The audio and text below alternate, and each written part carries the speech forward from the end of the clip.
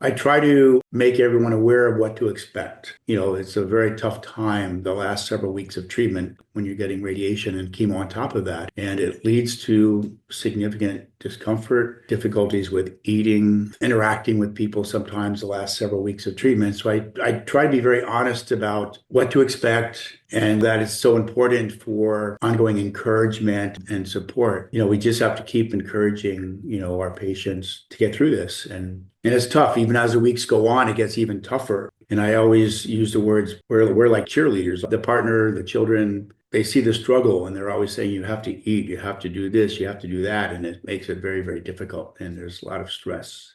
So we're constantly there to encourage and cheerlead and not just being a doctor, but giving support and encouragement to get through this.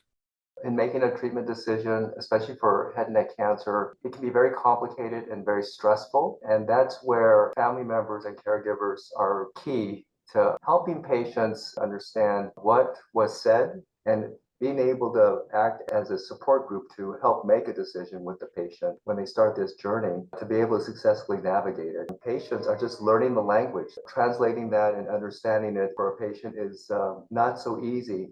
It's imperative for patients and family to understand what the impact of that treatment is going to be, whether it's having a permanent tracheostomy to how a patient's going to engage in family conversations around the dinner table to the impact on consuming food, which takes on such a huge part of the dynamic that patients have with family and friends. There is a whole range of topics to talk about as it relates to what impairment might mean for the type of food that a patient's able to eat. Very importantly, how long it will take them to consume a meal.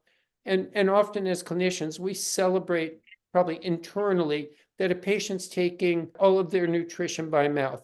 And that's one of the milestones.